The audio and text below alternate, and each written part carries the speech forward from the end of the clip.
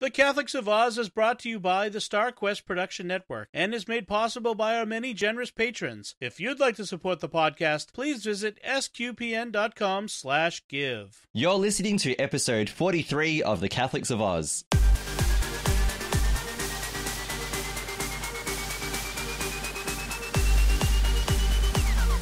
The Catholics of Oz is a show where we discuss faith, culture, and what's been happening from an Aussie perspective. Whether it's synods or science, apostolates and apps, providence or productivity, you can hear it right now on The Catholics of Oz. Hello, I'm Lindsay Sant, and welcome to episode 43 of The Catholics of Oz. It's very good to have you with us again and to be sharing another episode with you. Before we move on, though, I have to welcome our wonderful co-hosts. So Caroline Knight, my excellent, great, almost out of lockdown, hopefully, sister. Yes, I hope so, almost out of lockdown. Hello, Lino, Lindsay and Lino. I've done it for you today, Lindsay. Okay, well, spoilers. Lino's also here as well. So, Lino, how you going? Hello, everyone. How are we all? Good. Great, It's good to have you back, Lino, as well. Yeah. So we I should probably mention at the top of the show that we did we had a great episode with Father Donald Calloway last episode, in episode 42, and we were grateful to have him as a guest. So if you would like to listen to the episode 42, listen to it straight after this one if you want. Don't stop just yet. Listen to this one first and then check that one out later. We had a great time with him. So yeah, we really encourage you to have a listen to that. But before we continue on with today's show, just a reminder that the Catholics of Oz can be found on SQPN's Facebook page. Whenever there's a new episode, there's always a post there about it. So please like it, share it, and leave a comment there. We always love to read any comments or any replies that we get from time to time. And don't forget that you can subscribe to the Catholics of Oz on Apple Podcasts, on Google Play, Stitcher, TuneIn, your favorite podcast app, and all of the episodes of shows from SQPN also end up on YouTube as well. So if you'd like to subscribe, you can do that there. Hit subscribe and hit the bell so you can get notifications of any future episodes. Don't forget, on your podcast directories when you subscribe as well, please to leave us a wonderful 5-star review and maybe even a comment. This helps us to get noticed by the algorithms of those podcast directories, and it helps us to reach more people, which I always say is what we're all about. It's about building a community. We love doing that. We love learning about you, our listening community, and hearing all about you. So let's get started. We decided today that we're going to continue this theme of casual episodes, and we're going to do this until we're out of lockdown. So we're going to wait for that to happen. Now, but in all seriousness, we are now, again, this is, you'll be listening to this a week after we record. So tomorrow, Sunday, what's the date tomorrow? I should have had that queued up. So the 18th? 17th. So 18th tomorrow? Yeah. So tomorrow, 18th Sunday the 18th, tomorrow. we are expecting an easing of restrictions. We don't know what that's going to look like yet, but we are hoping, because for anyone who doesn't know, we're actually in this 5-kilometer rule where we can't go 5 kilometers outside of where we live except for work and some of the other essential things we need to do. Retail is closed. Retail's closed. Retails are closed. So, yeah. Cannot go to a cafe and sit down. Cannot go to a restaurant. Cannot do a lot of things. Well, cannot go to church unless it's online. Cannot go to church. Yes, only Exactly. 5 people can attend a mass if it's outdoors. So we're And it's been raining, so. And it's been raining, yeah. Although we had a beautiful day yesterday. I enjoyed the sunshine. Did. Yeah. We did. It was. Yeah. So we are expecting, because our numbers have gone right down, and I think today, was it only one case detected in Victoria? Yeah. All right. So there's practically nothing.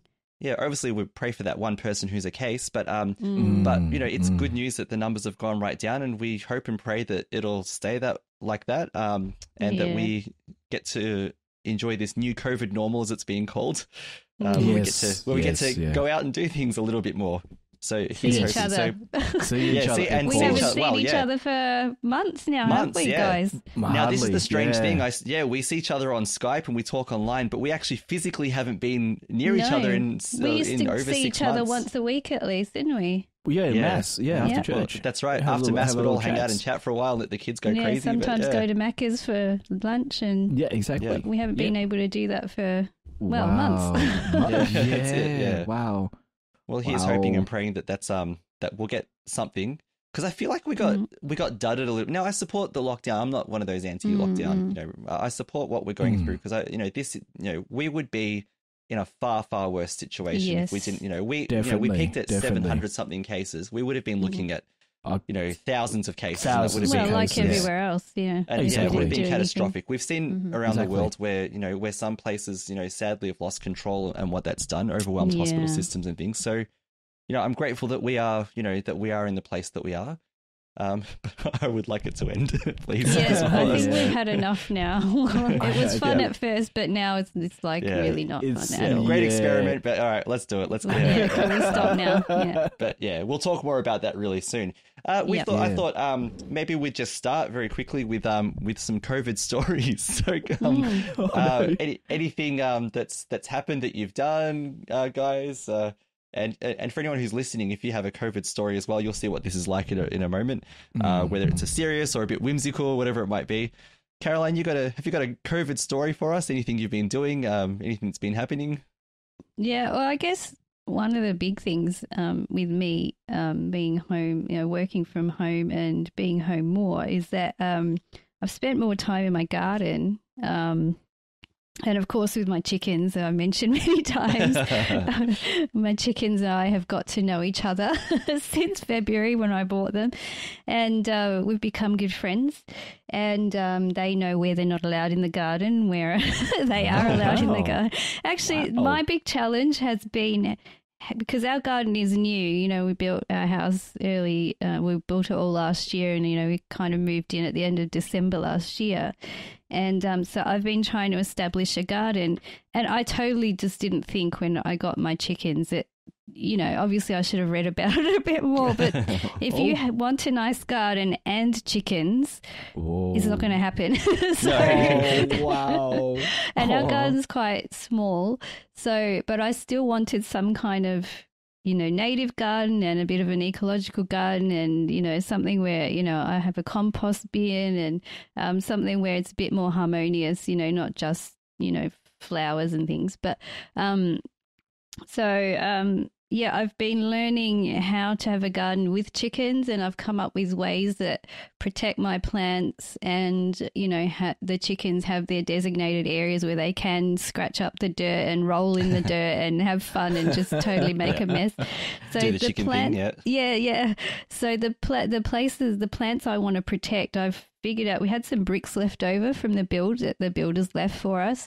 So there's some of them are cut in half, and you've got like a circle in the middle, like you put two halves. So I put two halves like at the base of the plants, and the chickens aren't able to scratch the plants and uproot them. So they kind of just dig around. So they're able to dig for their worms and other insects that they love. Interesting. And so there's a good tip for you gardeners who want chickens, because I like my chickens to be, a part of the family. I'm a bit strange because I love animals so much.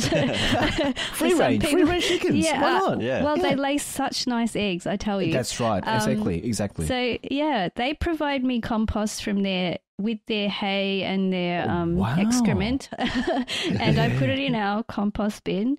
And I get scraps from the kitchen and I put it in the compost bin. And from there, I'm able to make a nice liquid fertilizer. Wow. Yeah. I dilute that. I put it on my plants. And, I think, honestly, that's what's helping them survive at the moment. So Awesome. Keeping them strong. Wow. Yeah. Cool. And so that's been, a cool experiment for me. It's like it's the first time I've really had my own garden to really, get into. My front garden's beautiful because there's no chickens there. I've planted all the plants that I've grown are thriving and looking amazing. I guess the worst thing there is just we have to keep the lawn short. We started it from scratch. I had to plant lawn seed because it was all, completely bare. Wow. So I'm really pleased with that. I've got beautiful tea tree plants. I've got a lot of native plants there. I've got a bottle brush tree growing, and I've got I know. It's just when I'm trying to think of the name of it. Anyway, I've got some nice native trees there, and hopefully Beautiful. I'll encourage birds and other animals to come and live there when I eat, just eat the flowers, eat the nectar and stuff. And I've got some nice lavender plants to encourage the bees, So I'm trying to be kind of ecological, environmentally aware with the garden. And Nice. another thing I've noticed that when you have chickens, you automatically invite all the other birds in the neighborhood to come over. Wow. So, Wow. because I give them, dinner leftovers or like I'm cutting up vegetables and I learnt seeds from the capsicum. So I put when I cut the top of the capsicum, I give it to them. They go crazy over the seeds. They love cucumber. They love, they even mince meat from our bolognese, tuna. They love cheese. Oh my gosh. Oh, cheese. They go crazy. You should hear them eating cheese. I'm not going to imitate a chicken, but it's happy chicken sounds. So I've made friends with a pair of crows. I've noticed their nest is across the road and they tag team and they come over. Wow. So Mr. will come and then Mrs. will come, and they'll go back to their nest and everything. I've some crested pigeons, some wattle birds, some butcher birds. These are all native Australian birds in our region, and just plenty. I've counted like maybe 6 or 7 species of birds just in our small little area here.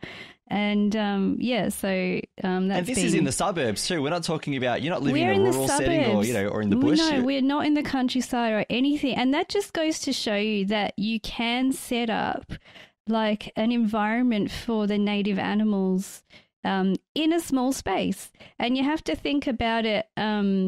You have to think about it as not just your space, but a wider community. So if you add your garden to someone else's garden, and I think I've mentioned this before, putting it all together, the animals kind of go, oh, this is cool. And they know where the chicken lady is, and they know where the pigeon man is, and they know where to get all the, the different kinds of food. And I don't encourage you to to feed native animals specifically, because they still need to know how to forage for themselves out in the wild.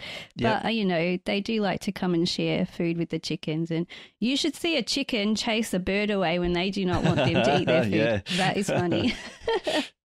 Anyway, yeah. So, yeah. I love it. It's so good. And do you get your kids involved in some of that as well?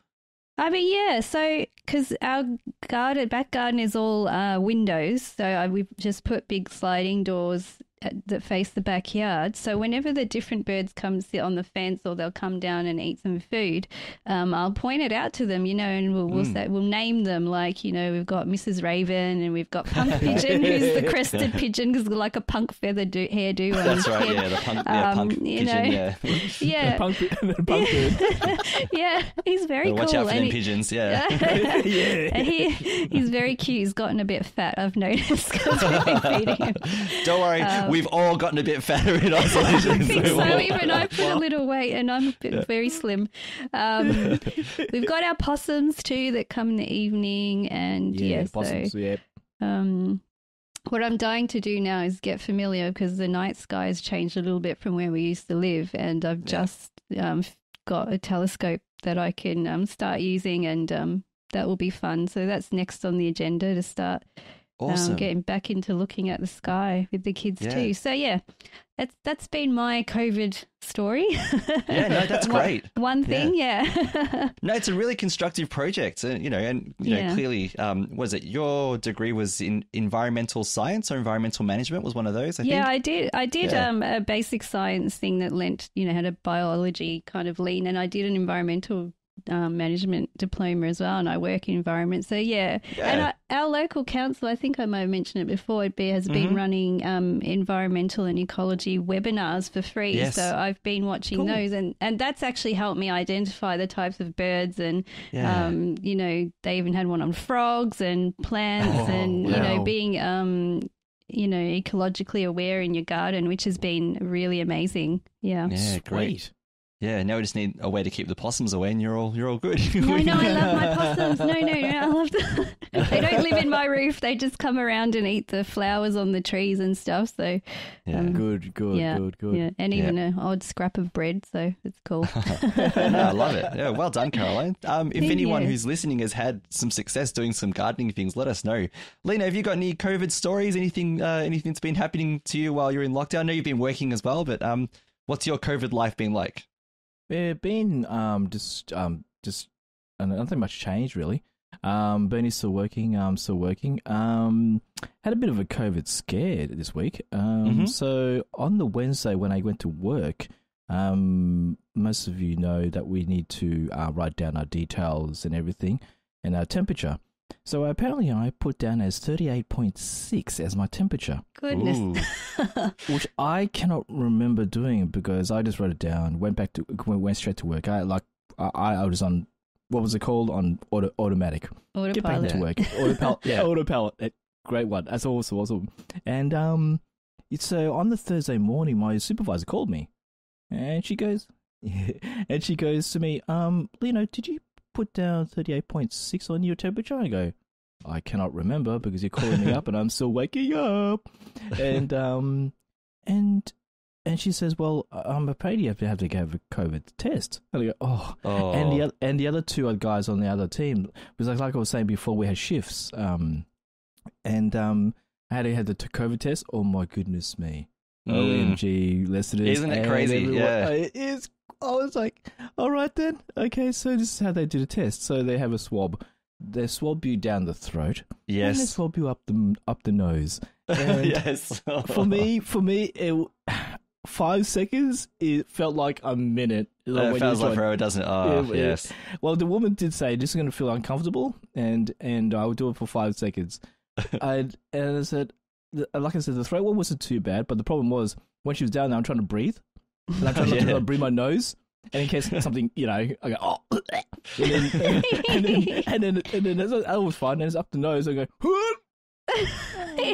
Not pleasant. That was great. No worries. Yeah. But I think they count you down. It's like 1, 2, 3. But and it feels like a minute, and instead of 5 seconds. I can't believe 5 seconds goes for so long. You know what I mean? But it's like an eternity, isn't it? Oh, it does. It feels like it, especially when somebody's going in different ways on your face. But in the end, thank goodness, it came as negative. Fantastic. And my results came in on the same day. So good. That's great. That's pretty fast. I've been hearing news about people waiting for more than that. For a week, in the past, for their tests, and then exactly. Because I think it's because we have so many more cases, but now as it's going lower, it's getting sort of getting faster. So yeah, and then I wouldn't say I was getting told off. I was directed by my supervisor. The next time this happens, he said it could have been anything, man. Like you could have had a heater on in the car, or you've been hot, or you've had a coffee. Certain things happen.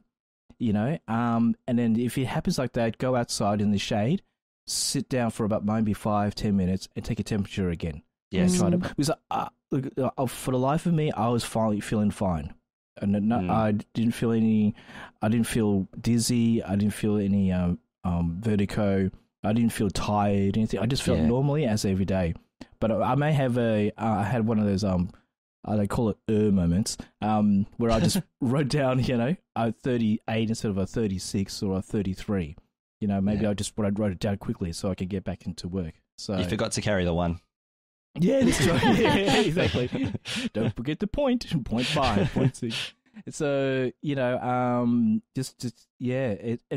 really tells you that this way of doing it helps other companies. This process is working. Yeah, you're putting it down. You're putting the temperature now, and people know that something is happening, and then they can grab onto it before it goes beyond. I must admit, look. So our Yavo shift didn't work for the 2 days, so the Thursday and the Friday, because I got my test results on Thursday, but the other guys had to wait for the Friday because I can't go back going to work because legally you can't have one person in the warehouse. Sure. It's in case something happens. Yeah. OHS and all that stuff. That makes sense. So 2 days of not having work, but then you think about it, these other companies, like I was saying before, these retail shops and everything, they're closed. These poor people don't have jobs. Yes. For us, we've lost a lot of money in a sense, but those people are in a worse situation than us, and we need to pray for them. And you pray for their families and pray that... Yeah, it's really tough. Yeah, get back into it, you guys, But yeah, just I'll just praise the Lord and thank the Lord that it came out negative. I did pray a lot. Yeah. Oh, At wouldn't the you same be? time, reading Pope Francis's I can't say that word. Fratelli Tutti. Yeah. Yeah, reading that too. So yeah, I just I had a little bit of a COVID scare, and I think you guys had one too, Linz and Caroline. Oh, we've both been tested, haven't we? I think all three of Yeah, us we have both had for colds different earlier reasons. in the year when it was very cold. I've had a few colds, and and they keep telling you any symptoms whatsoever, go get tested. Exactly. But thank God it wasn't ever COVID. It was always just a head cold. I don't know how we get them because we were at home, but that's how infectious these things are. I think it's children. Children get colds really easily. I think that the one I had earlier was from Alexander. I got tested around that time, and thankfully it was negative. Then I had to later on, so it was. I'm going to say it was. I'm going by teacher terms here, so it was about 12 weeks ago. Now I had to get tested because I was a close contact. That's right. Because it was a classroom situation. I can't say much more about it, obviously, because of confidentiality and privacy. But basically, I was in the same classroom as a student.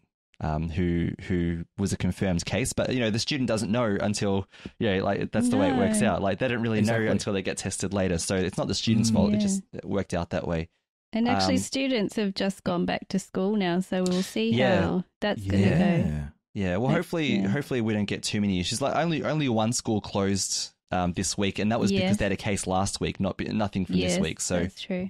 Yeah. Hopefully we won't see, because we did have a lot of school closures happening when at the height, So we did. Because there was always a confirmed case at a school. We had confirmed cases at my school from time to time, so we had a couple of closures this year. Thank God they had nothing at ours. Yeah. So is everyone back to school, guys? Is everyone? Everyone. My kids are. At time of recording, everyone except for year 8, 9, and 10 students are back at school, and 8, 9s, and 10s are going back on the 26th of October. 26th of October. Gotcha. So we're back to normal. Wow. Yeah. Wow. And it's an important time because our year 12s have their exams coming up in mid-November. I think it's mid-November, or early November, whenever it is anyway. But it's an important time for them. So schools are hoping there won't be any confirmed cases that cause a school closure, and then their exams have to be moved, or it'll be a logistical nightmare anyway. So on that note too, though, Harry's first year at school this year, I really hope they don't have any more closures, because he's actually gotten behind too. Yes, and this is common. This is going to be seen a lot. Yeah, which has been really hard to see. It's very hard for the young ones to concentrate with remote learning. Exactly. Exactly. Yeah. Wow. Yeah, so let's hope and pray that all of that. I mean, it will eventually come out in the wash, and things will be things will go back to to a normal at some stage. It will. Exactly. Exactly. And the Victorian government has acknowledged kids that have fallen behind at school, and they're employing a lot of tutors, and I think they're doing things about how school actually runs next year. Because I know that even my school's been talking about what will year 10, what will year 11 look like next year. Because a lot of students, they're coming back having fallen behind. And so we're actually doing a lot of work in catching students up at the moment, and we will be doing more when our 10s, 11s come back. So good. Yeah, you guys have it tough. We have it tough, but lots of people have it tough. There's toughness. Everyone has it tough, really. But the teachers really have had to work extra hard this year, I think. That's it. I'm hoping that will change at some point soon. Yeah, that's right. Yeah. See how it goes. When we had the last recording, guys, did we tell the listeners that our curfew was lifted? Oh, no, I don't think. Oh, did we? I don't know. Yeah, we don't have curfew anymore, which is great. We don't have curfew, but so we can go out and do nothing any time of the day. Now, exactly. We can be out of the house doing nothing now. Yeah, having nothing to do at midnight now. Yep. So that's great. We got an extra 2 hours of exercise, so he says it's okay. We can actually go out for an extra hour long, but we've got curfew's lifted. Yeah, in the rain. I got nowhere to go. We are so grateful at the moment, aren't we, guys? Yeah. I'll just briefly tell my COVID story. So mine is one of you should have thought harder, Lindsay. And I feel like there will be a lot of people, especially in Australia. I'm sure there are other places in the world where this will be the case too, where a lot of people can relate to this story, and it has to do with car batteries. So last week on Wednesday, our school was still doing remote learning, or last week our school was still doing remote learning, but our Year 12s had to come in on Wednesday for what's called the GAT, or the General Achievement Test, which is like a standardized test that's used in VCE, and it's used for all kinds of purposes to help measure like student results at the end of the year when they get their final results. So it's a generalized test, like think of it like a general knowledge test across all kinds of different areas, and every student does it, and it's used as part of the measurements for different things. So I won't go into the details about that. So they had to come in last Wednesday and do that. So I was asked to come in and help supervise, one block of students who were going into a particular room. So fair enough, that's part of my responsibility. Happy to do it. So got ready, ironed a shirt and trousers. I hadn't done that in a long time. Hadn't worn a shirt, trousers, and a tie in a long time. So getting all that done. Got my mask ready. I got my paperwork. So I've got a permit because I'm just outside the 5 kilometer zone at the moment. So I printed out my work permit that work provided me. And I went to put. I printed 2, so I thought I'll put 1 in each car, because at that stage we weren't sure when Isabel's car was going to be driven. So I put 1 in each car. And I thought I'll drive one car one day, one the other day. Keep the batteries going, as I've tried to do. So I went to Isabel's car first, put the permit in. I thought I'll just give it a start, make sure everything's all right. Turn the key, click, click, click, click, click, click, click. Oh, that's a dead battery. No. That's not just a flat battery. No. That's a dead battery. I'm like, oh, great. Oh gosh, no. So I went into the house and said, Isabel, I'm sorry, but your battery's flat. I'll use my car tomorrow, and then we'll sort your car out. So put a permit in my car. I better start the car just to make sure. Turn the key, click, click, click, click, click. I'm like, oh no, both cars are flat. So look, in my defense, I've tried to keep the cars going. And so what's happened now, look, I'm at fault, all right, here with this. But the thing is, the only times I've gone out is to go shopping. And the shops are literally 1 minute drive. The shopping center is 1 minute drive from me across the highway. When I've taken the cars to the shops, I've driven on the freeway, or the highway, some people might call it, to get back home, which gives it a better drive. Get a drive, Yeah, and the cars have actually kept going over the 10 weeks because of that. But it wasn't enough. The amount of charge I was putting in wasn't enough compared to how much was being taken out. So it caught up, and that was it. The cars were dead, and it was 10:30 at night when I was doing this, and I was panicking. I'm like, what am I going to do? Am I going to have to tell work I can't come in and help supervise the exams? Like, what do I do? Anyway, so long story short, Isabel's car is because it's like a, what do you call it, a novated lease, salary packaging car. I did that with her car. And because it's salary package, they put like the premium insurance coverage kind of thing, which includes, so I went to the website and looked at the policy just to double check if it was covered for this. It's got 24-hour assistance where I could have had a guy come at midnight and swap the battery out. So I called them up, and the guy who I spoke to was clearly at home because I could hear his dog in the background. Anyway, so he said, yeah, we can help you with this, no worry, no problems. But he said it might be better if you call early in the morning so that we can come in, check the car, swap the battery if we have to, or just jump if it needs a jump, and you can drive it straight away and go to work. I said, all right, that sounds great. So he said, just call it 6 in the morning. So I woke up at 5:30 in the morning. Wow. Called up, a guy drove from the city because Premium is this service that it has a tracker, like a tracker app as well, so you can track where he is on his. So you could see that he drove from the city in his van, and he arrived at my house at 7 in the morning. This lovely Indian man, he was so kind. Did a really good job, checked everything. He said, look, it's dead. He said I could jump it, but it's going to drain again, so I can change the battery for you at no cost. So he went and did that. Good. And so I was up and running by 7:30, and I was able to drive into work no problem. So gosh, awesome. What a relief. Thank goodness. Yeah. Then I took care of my car. My car's not covered by my insurance. So so $235, but and that was expensive and it did hurt, but my car's on the road. And that was the key thing. And the good thing is now, Damien's back at school, so both cars are getting a drive every day, so we won't have that problem again. Exactly, yeah. And if we ever go back into lockdown again, I'll change the way I do things so that we get more charge. Just drive the full 5 kilometer radius around. I'll do a 5 kilometer circuit. Yeah, I'll just orbit my house at 5 kilometers. And just go round and round and round a few times. Yeah, that's right. Yeah, and then run out of petrol instead. No. Yeah. So speaking of things slowly going back to normal and not needing to drive cars or whatever else, I wanted to share an article, and we'll have a bit of a chat about this. So this is by Archbishop Peter Comensoli, friend of the show. We keep talking about him. So anyway, yes. But now first thing, there's a bit of a discrepancy at the very beginning of this article because there's a photo of him, but no beard. This is like a pre-beard photo. So yeah. I think they need to update. You think it's Photoshop, guys? Or it could be one who's taken earlier. An Archbishop one he prepared earlier. Yeah, definitely one that's taken earlier. Yeah, so it's probably in the Ages archives or something. Yeah, exactly. Yeah, however, either the age or either that. The Archbishop's called up the age and go, can you put a younger version of that please, guys?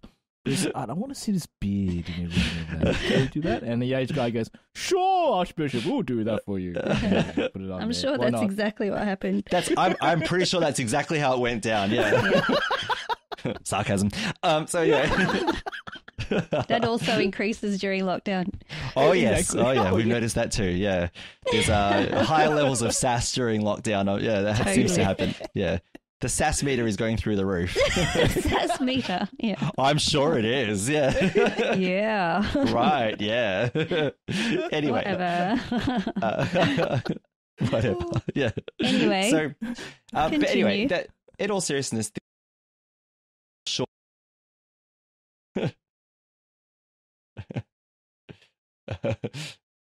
So anyway, sure this came out before Fratelli Tutti was published, which we will say. Yeah. We'll say something about Fratelli Tutti in a couple of episodes when we've had a chance to. Fratelli Tutti, come on, Lindsay. It's Tutti business. Sorry. Fratelli Tutti. Sorry. Okay. That's like an ice cream. Sorry. Guys, sorry. There's that sass coming back again. I'll try and keep it to a minimum. So anyway, Fratelli Tutti. Okay, there we go. So it was released before then. However, it's a positive discussion. Now, Pope Francis in his encyclical did say, "What kind of world do we want? It's in our hands to decide what kind of world we want to have." And we'll get back to that later. Archbishop Comensoli is saying, well, what kind of society do we want to have as we start to come out of lockdown and enter into this COVID normal? So he said a couple of things that I thought were quite profound. So just quickly, he said Victorians have been in exile from the homeland of our humanity for 6 months now. Throughout this exile, hope has been hard, to come by as fear, fatigue, and frustration have now taken hold. I'll just read some of the key things, and if you guys read anything that also stands out, let me know. But he said there'll be no return to a pre-COVID world. It has changed forever.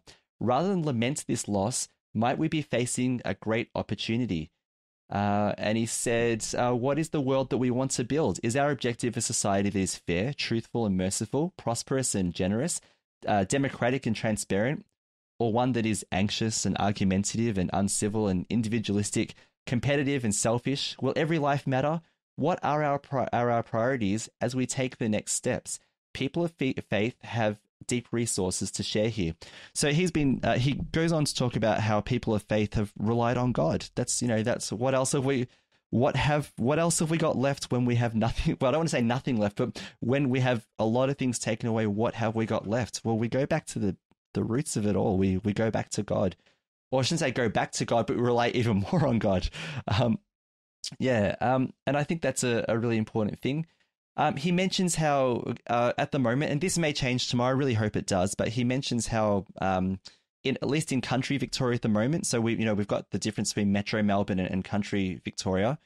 In country Victoria, there's this issue of equality for people of faith, because the rules have been lifted where people can go into, like, you can have 50 people in a bar or a cafe, with masks and things like that. However, that's not the same for a church. So he said, for example, you could have the bar or cafe across the road from a church full of Catholics, full of 50 people, but then they couldn't go to mass, like those same 50 people, only like 10 of them or 5 of them could. Just have mass in the pub. Yeah, well, that's it. Yeah. So there has been calls and open letters by bishops and other people of other religious faiths as well to say, look, let's do fairness. We can, and churches did really well with their protocols. I've got to say, the churches had really strict protocols when we were able to have 20 people at church they after did. the first lockdown. Yeah.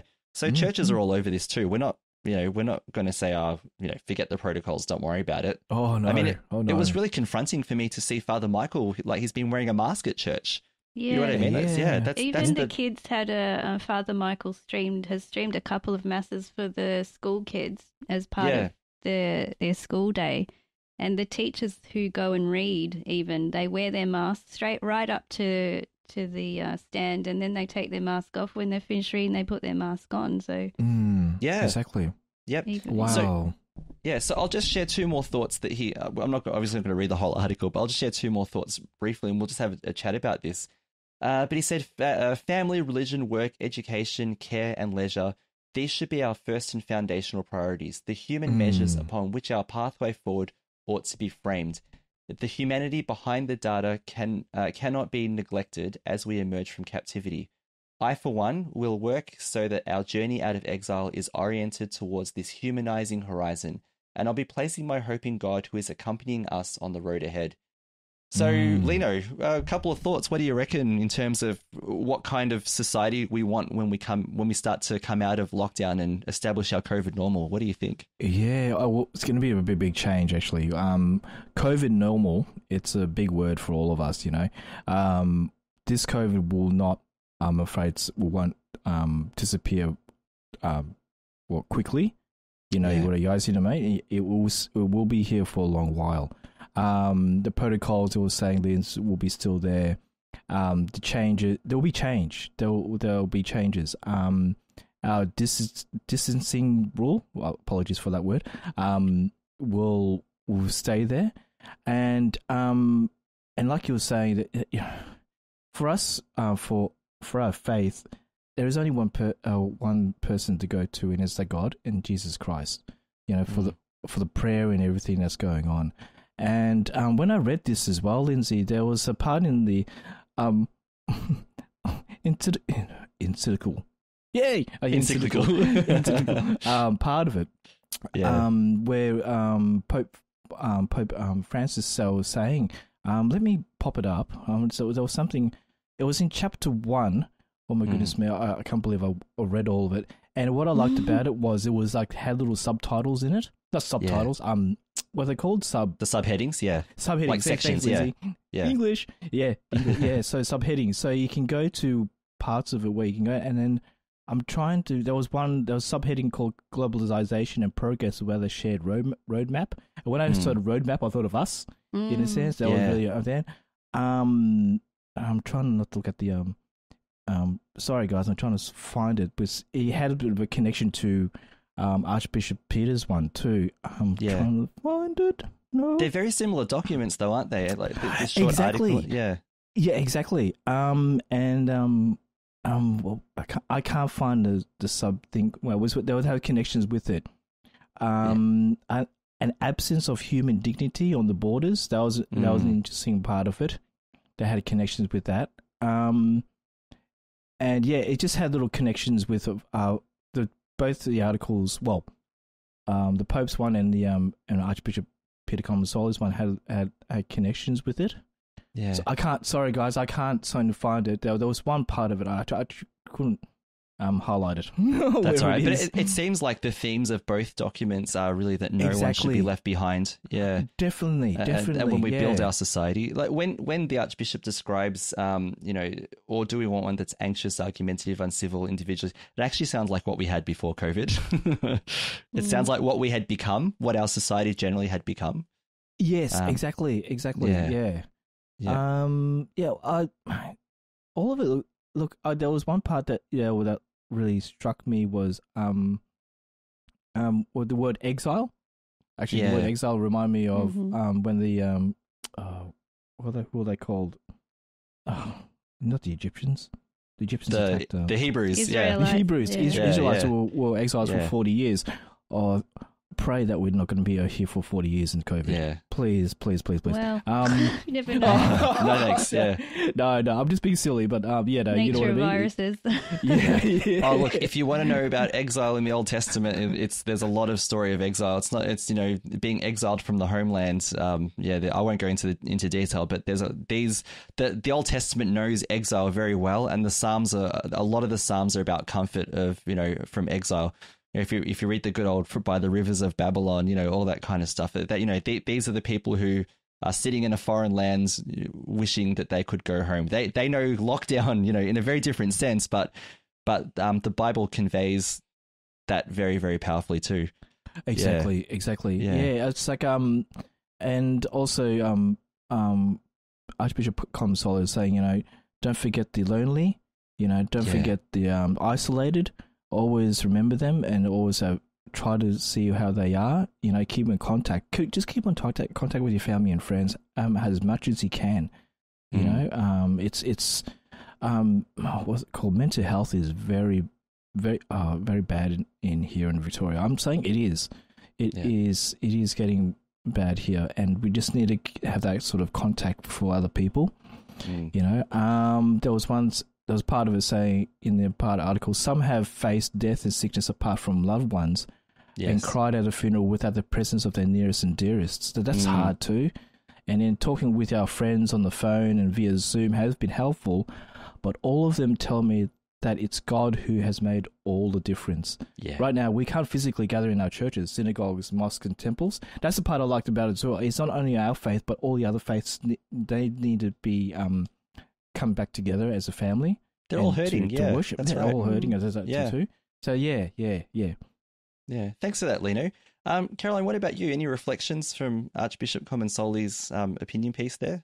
Yeah, well, I mean, if we're going to think of how do we want our new kind of world to be, I mean, I'm hoping that we've because we've had to be unified in a strange way apart, obviously, but we've had to be unified in our goal. I think we've learnt that if we need to achieve a goal together, we have to work together. I mean, there have been some, odd people who've I don't want to follow these rules, so I'm not going to.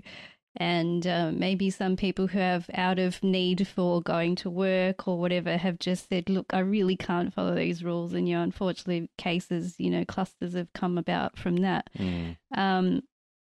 But these are the struggles that we face.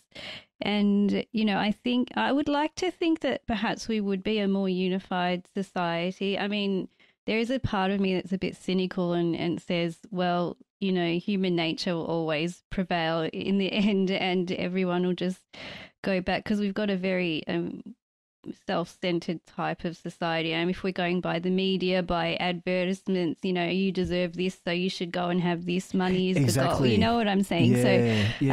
That's kind of the society we had pre-COVID. I'm hoping that we can maybe, out of having an awareness, that we need to we do this together to look after each other. I'm hoping that we can carry that on into when we're released, so to speak, and we're back out into the world. And Lino, I want to pick up on that mental health issue that you brought up, because I think even those who don't normally have a struggle with mental health will have been affected.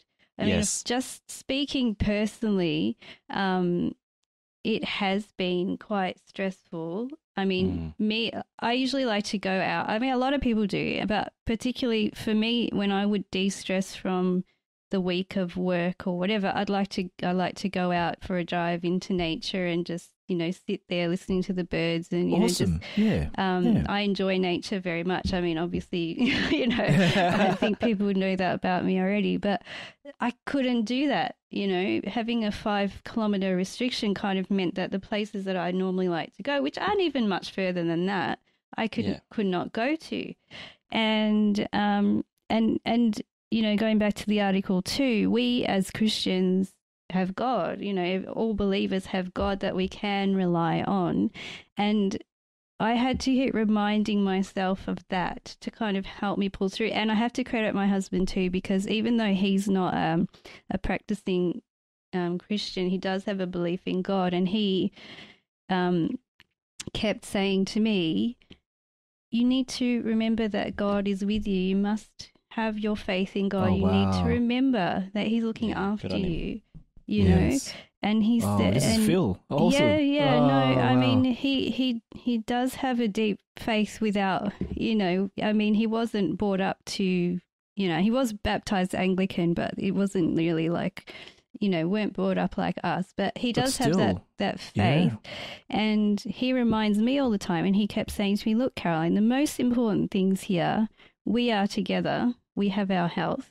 I mean, through this also, I've had to have biopsies because of my previous breast cancer issues and things. Thank God it's clear, I'm doing okay, but it was quite hard to deal with in lockdown, you know, so it was more, it was exacerbated, you know, so it was a challenge, a real challenge. And he kept saying to me after these, you know, scans, I had 2 scans, I had several biopsies just in these few months. So, but thank God I'm fine. And, he just kept reminding me, you've got your health, we've got each other, and those are the most important things. And, you know, we stick together as a family, and let's trust in God, and we'll get through it. Oh, you know? wow. And he really encouraged me, which is so beautiful. And, you know, and we have to be aware as parents too that the way we feel is the way our children are going to feel. Children are feeling. Yes. They really absorb everything that we project. So exactly. Don't take this the wrong way, but they're like sponges in the sense. Are. Well, they are. They are like sponges. Their behavior mimics our behavior. So both of us. I mean, Phil lost his work, you know, and he's now, thank God, you know, he's managed to get a truck license. So he's now, so he used to be just working in the entertainment industry, and he would drive a truck off now and then, but he went and got a further truck license so he could just drive trucks. That is a big truck. Because logistics is a big thing now, so, you know, he's been doing that for a few weeks now. Awesome. And so he struggled with losing his work, and he doesn't know when he's going to be able to go back into that entertainment industry again. But so we both had to support each other, you know. So I think even now when lockdown ends to a certain degree, and even when, you know, I think I'm looking forward to looking more into the, you know, future when we all are able to start, like I work from home, when we're starting to go back into the office. I know that a lot of my colleagues are actually apprehensive. Like, you'd think we'd all want to go back, but a lot of people are, I don't want to go back. I want to stay home. You get used to this way. And the tensions have gotten higher in my workplace too. A lot of people are more stressed. Things that shouldn't be problems become problems, you know. So, it's amazing the things that have come out of this. But I am hoping that now, that we can be more unified, be more aware of each other, be more empathetic to other people, and perhaps we can all support each other, you know, our friends, family, people we meet on the street, just say hello, nice smile, you know, just little things. And exactly. Hopefully, you know, we can return to a sort of normal in a good way. In a good way. Yeah, definitely, guys. Yeah. Yeah, and I think that's exactly what the Archbishop is pushing for, really, as well. I'll just repeat the last sentence to finish this conversation, I think, from his article, because I think this is, you know, maybe this is our mission statement in one sense that we could take on as this, you know, COVID normal starts to be established. You know, he said again, I, for one, will work so that our journey out of exile is oriented towards this humanizing horizon, and I'll be placing my hope in God, who is accompanying us on the road ahead. I think definitely. Love of God, love of neighbor. That's what I read in that. And I think there's our mission statement for moving forward. And I think, and this is the thing as well, there will be, you know, like you said, Caroline, we're not all the same. And there are going to be people who are very cynical, who are very hurt, who are struggling, who don't agree with the way the virus has been handled or whatever. God bless them all. You know what I mean? God love them all. We're not going to, this isn't about opposition to each other. This is, you know, whatever people believe or accept about the virus or whatever, the human family under God, we just start from there and then we move forward. and not everyone has to agree. We'll bring people along with us along the way, and we'll allow people to bring us along with them too. Let's hope fratelli tutti, brothers and sisters, all that, that we can be that. And we will be talking about that encyclical. Don't worry. That's coming up. Yeah. We just need more time. Lino's doing well. Have you finished it, Lino? You're way ahead of us though. Yeah. Oh my goodness me. I'm up to chapter 4 and it was like, well done. How many chapters? Chapter 8, but I have to reread it, guys. I'm just saying, like I said to you guys, wow. It just, what I like I was telling you guys, it has, what do they call it, guys? Subheadings. Yeah, so, helps. Yes, yeah. It really helps and tells you what it is. And the last part of chapter 1 and had a subheading called Hope, and I read that and it's so good. It gives you that sort of hope. And also, you guys are saying when you read it as like you're saying a prayer as well. And it's beautiful. It's so cool. Yep. It was when I first read the first chapter, just very quickly, I thought, oh no, here we go. It's all all negative. I was like, oh, okay, we're talking about I was like, oh, come on, this is not praying. This is like, and then all of a sudden later on, oh, okay, here we go. So Pope Francis is getting into the other ones and other good, but so I would say, positive sort of vibe in how this is going on. Yeah. He's very honest in saying, well, this is the state of the world. Do you want this? Is this what you want? Really? Are you happy with hopelessness? Is that, do you want to keep going like exactly. this? Wow. Do you want us all to be selfish and individual? To be individuals, and it's only us. I mean, me. This is what I want, not what everyone else wants to be all together as a family. No, it's only me. Are you happy being miserable? Exactly. Yeah. Are you happy to just think about yourself instead of others? You know what I mean? So it's a great letter, guys. I think you're going to lead us on that episode, Lindsay. Yeah, Lino. Your show. Yeah, you're doing so well already. I'll have to read it again, and I'll just go. Like I said in my text, I don't know if you guys have. Your listeners have iPhones, or you probably have emojis. You have the emoji with your brain just... Yeah, that's yours. Mind blown, my brain just went... Nice. I just went, oh my God, just so much info. Okay. All right, so this is officially going to be a bit of a longer episode, so the people listening, you get to spend a bit of time with us. That's good. Maybe if you want to, pause and get a coffee. Or, and then come back. Welcome back. All right. So, so we got a couple of other minor topics. So, Caroline... this was a fascinating one. We'll just do a bit of a brief sciencey one. But now you'll have to help us with this because even though the article was simple, it was a little bit technical as well. But they found a T-Rex in embryonic form, I think it was, and its skull, from what I could gather, was the size of a mouse skull. Is that what was going on here? Am I right? Yeah. Ooh, yeah. Cool. So scientists think they've discovered fossilized Tyrannosaurus Rex embryo. They weren't sure before, but it started out life with its head, the skull, about the size of a mouse, which is quite a big skull for a little thing. Tyrannosaurus Rex, as we know, were massive, so it would have had to start quite loud. Except the arms. Except for the arms. There's lots of cartoons where they can't reach anything on the table, but everything else. I think of Toy Story. Yeah, yes, Toy exactly. Story. That's what came to mind. Yes. Yeah, exactly. Yeah, roar. But anyway, Sorry. That's all right. So a previously known baby Tyrannosaur Jawbone was found in Montana in 1983, and also a toe claw was found in Alberta, Canada in 2017. The jawbone was too delicate to remove from the surrounding rock. It's so small. It's really old, so they didn't take it out, and so it was never really properly studied. They had a suspicion that it was from embryos, the jawbone and the claw. So this week, some new information was presented about the embryonic T-Rex, and it was on Tuesday, 13th of October, when there was an online conference held by the Society of Vertebrate Paleontology, and that sounds like a really cool...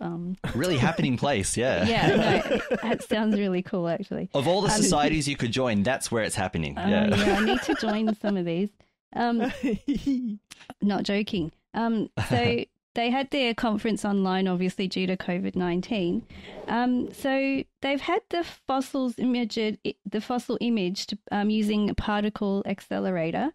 And so this was a method used so they don't have to actually pull the fossil out of the stone to analyze it. So one of the things it showed was 8 little teeth, which sounds really cute. That's cool. Yeah. Yeah. Until they're bigger. They're bigger, yes. Yeah. And they said it actually looks surprisingly like other juvenile Tyrannosaur jaws, and that was said by Gregory Funston, who's a paleontologist. It's got a deep groove inside the jaw and a distinct chin, and those factors there distinguish the Tyrannosaurs from other meat-eating dinosaurs, so they're pretty sure it is from Tyrannosaurus Rex. The teeth in the jawbone aren't fully developed, and one tooth offers clues that it belongs to an embryonic Tyrannosaurus, so it would have died before it hatched. So one of the tooth sockets, a replacement tooth is being developed, but in an unusual way. So I'm reading from an article here.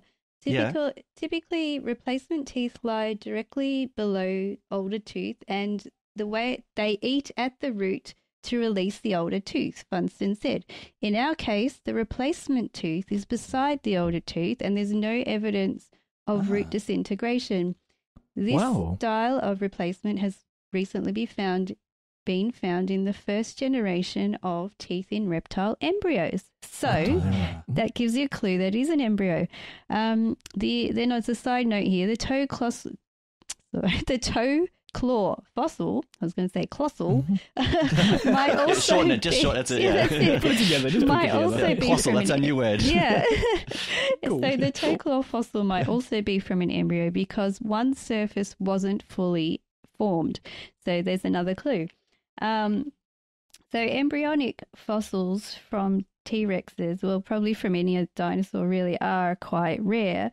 So they think that, there's a lot of predation from egg-stealing mammals, those naughty little things, just taking the eggs to eat them. Yeah. Yes, so imagine a little mammal eating a T-Rex. That's a pretty cool thing to, just that. I'm just thinking of Angry Birds, where the piggies try and steal the eggs from the nest. Is that the? Oh, those Angry Birds! Don't get me started on Angry Birds. Anyway, Sorry.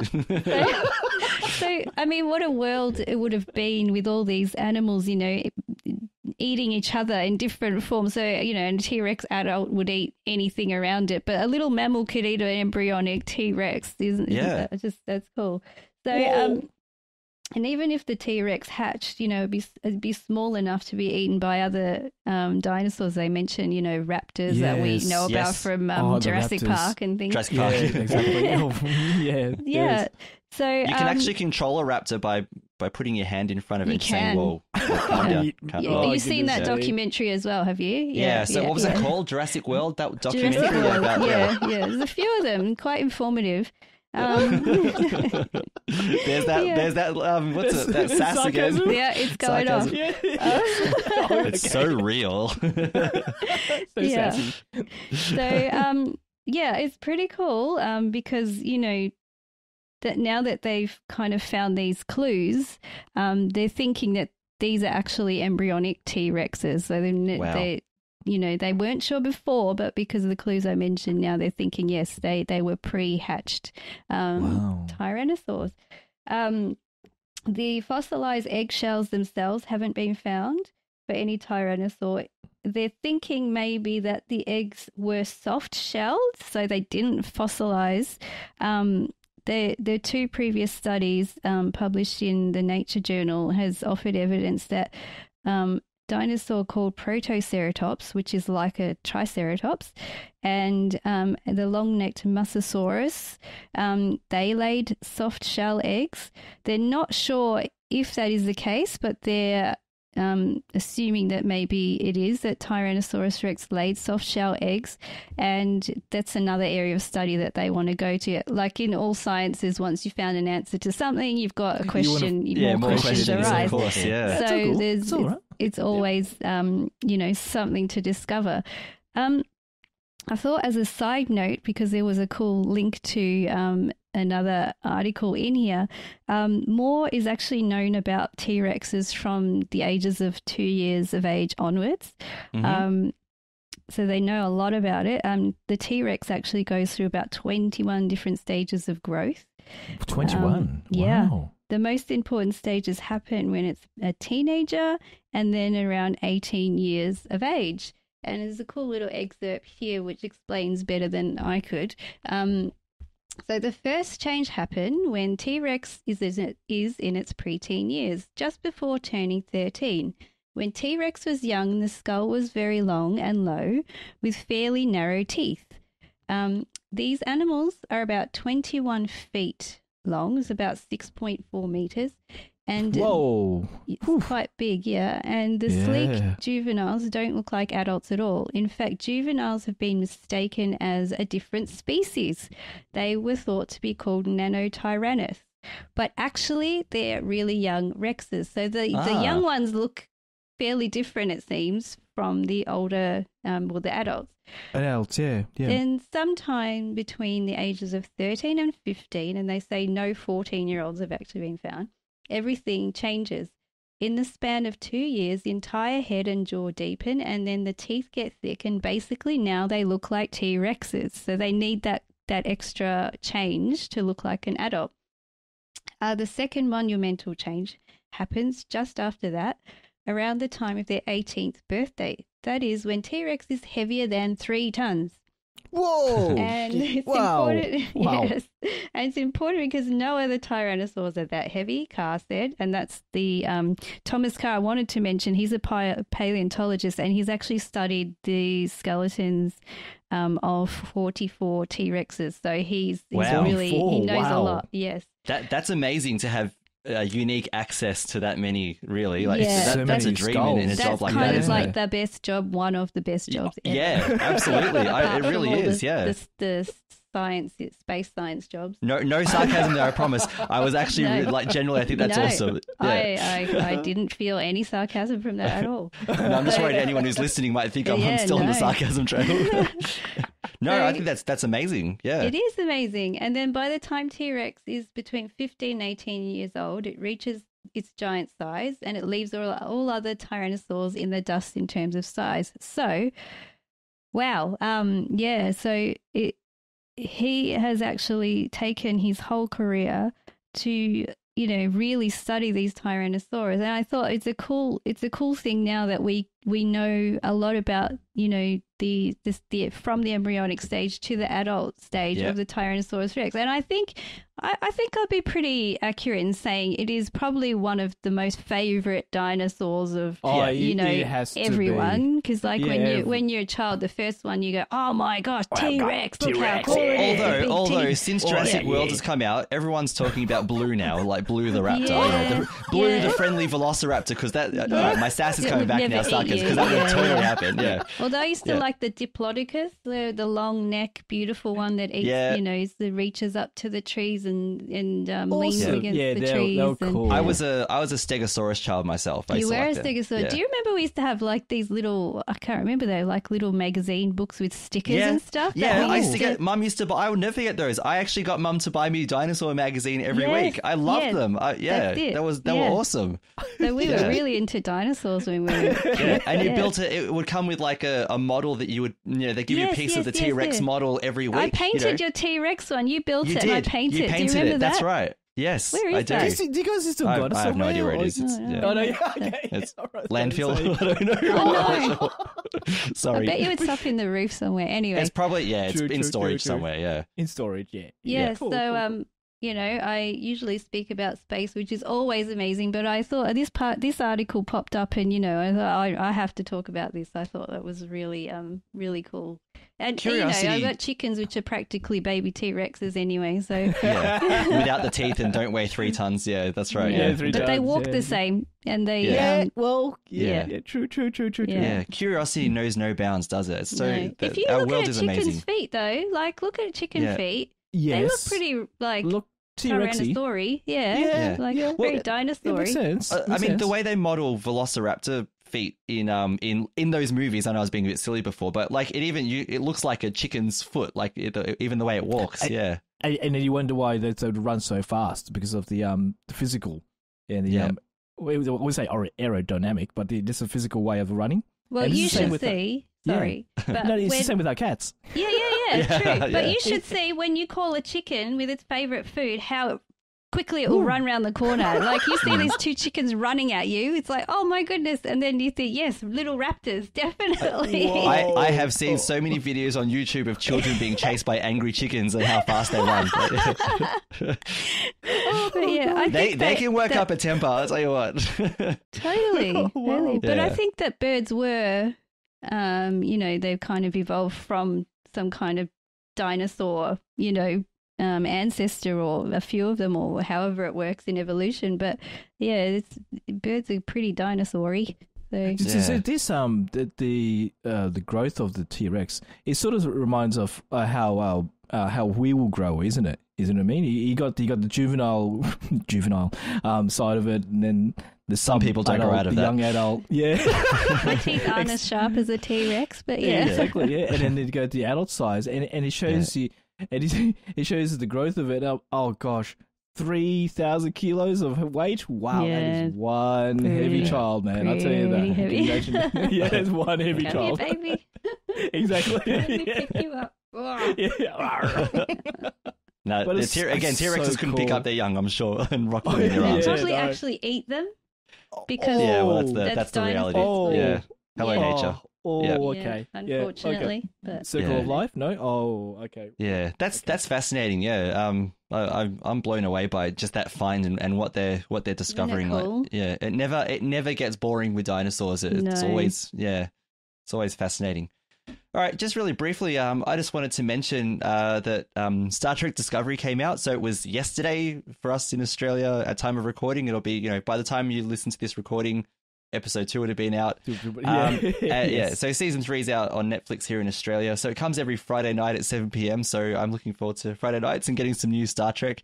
I've got to say, I watched the first episode and I really enjoyed it. Now, I have no idea where the rest of the season is going and if it's going to be a bunch of bad episodes from here. But I won't spoil anything, obviously. I'm not going to talk about the plot. But I actually really like the new direction. Like anyone who's seen the end of season 2, and I know some of you haven't, but anyone who's seen the end of season 2 and the drastically new direction that the series went into, I'm hopeful that there's a lot of new and fresh ideas that have come out of what they've done. I liked it. I liked it was a very in some ways it was a subdued episode. It was very contained in terms of the characters that you'll see in it. A lot of it was concerned with setting up. It doesn't reveal a lot about the problem that they're facing now. That they've established that there's a problem, but we don't know what it is. And I get the feeling that problem, obviously, like they do in shows, they're going to establish and explore, what's actually happened. Yeah. So they've established the setting, the very limited setting of where the characters are, but not the reason why that setting has become what it is. Every idea that you might think of what this setting is, if you've seen the end of the second season, where the characters go, where they end up. We can all have ideas about what that might look like, but I think a lot of it is not what we expected it to be. Especially if you've watched lots of other Star Trek series, that are, I'll just say that are time travel related. Goodness me! How many timelines are there now? Oh yeah, there's 2, isn't there? Oh, there's so much. 2. Yeah. Now, anyway, I really enjoyed it. The ending for me was really actually kind of touching. There's and it was kind of it was set up to be hopeful as well. I don't know. I'm not sure how much of COVID was happening when they were filming or writing, but again, the end of the episode is our circumstances are dire, but as long as we have each other, we're not going to give up. It's that kind of Hollywood kind of thing. But the way they did it, it was genuine and pure, and I really enjoyed it. Now I don't know. I don't know if from here the rest of the season's going to be a dud, but at least the first episode, I like what they did. I was impressed. Cool. Yeah, Have they mentioned a tardigrade yet? No tardigrades. I'm not sure if we'll see them again. Oh, no, who knows? You never know who's going to turn up. But no life-sized or human-sized tardigrades have turned up and done anything yet. Yeah, no mention of the spore drive. This is based like 930 years in the future. Yeah, we don't want to say too much, Lino. No, I'm just about to say, it's just like, I'm trying to think about the timeline and what's going on, because there are rumors. Oh, is it a rumor? Or I think they were going to make a Captain Pike series. That's confirmed. Yep, Star Trek Strange New Worlds. There's no spoilers. Sorry, Caroline. I'm going a bit Trekkie nerdy for this one too. No, it's all good. I like the Discovery series. Yeah, I'm actually. Discovery was great. I'm excited for some Captain Pike series too. I think that'll be. It would be awesome. That'd be awesome. I was thinking about, okay, where does that fit in the timeline? Is that before Captain Kirk? Yeah, just immediately before. Just before. So Captain Pike is the captain of the Enterprise before Captain Kirk is. Exactly. Nerd exactly. alert. Okay. But anyway. Sorry, Secrets of Star Trek. Sorry. Yeah. They'll cover it. Yeah, they'll cover it more. Well, let's plug Secrets of Star Trek. They'll be doing Star Trek Discovery. So definitely. Yeah, definitely. And they've just released, at least at time of recording, if anyone's been watching Star Trek Lower Decks, I have a way of watching it. Thank you, Don Bettinelli. and by the way, and I have a way of watching Bosch season 6. I know I whinged about it a lot. Thank you, Don Bettinelli. My TV savior. Yeah. All right. I actually need to start it now that he's given it to me. Because I've been writing essays and whatever. I haven't started yet, so I need to. So I will get into it. But I have managed to watch Lower Decks, which was awesome too. Very funny. Sadly a bit adult oriented at times. You know, it's like I was hoping I could watch it with Damien, but I can't because some of the humor is great. It's clean, it's funny, it's, you know, like lots of Star Trek in jokes. But then they pull in some adult jokes, some sort of risque. Yeah, I really wish it was. Yeah, it's a bit of a pity. Like I have shown him some funny parts, you know, like parts that are clean. Like check this part out, Damien, whatever, and we've had a bit of a laugh. But sadly, I can't sit down and watch it with him. And that was actually one of the things about the other Star Trek series that Damien and I, you know, he's 11 now, my son. We sat through the whole original series together. You know what I mean? Like, cool, you know, he was young enough at the time to be scared of some of the monsters. But you know, but we, you know, we could sit. There was a time where we could sit down and watch Star Trek together. And there was only like every now and then there was a Next Gen episode or a Voyager episode that was maybe a bit more adult themey, but they could, you know, they covered it up pretty well so that adults got it and kids didn't. And I'm just one thing I do lament about Star Trek is that you can't watch it with your children anymore, and that's that makes me a bit sad. There was like Discovery as well. You know, I thought, there's a few little adult themes and things going on about it. There's so much in season 1 that you just wouldn't show to your children. No, I wouldn't show it. And like we were talking about before, you go from one to the old.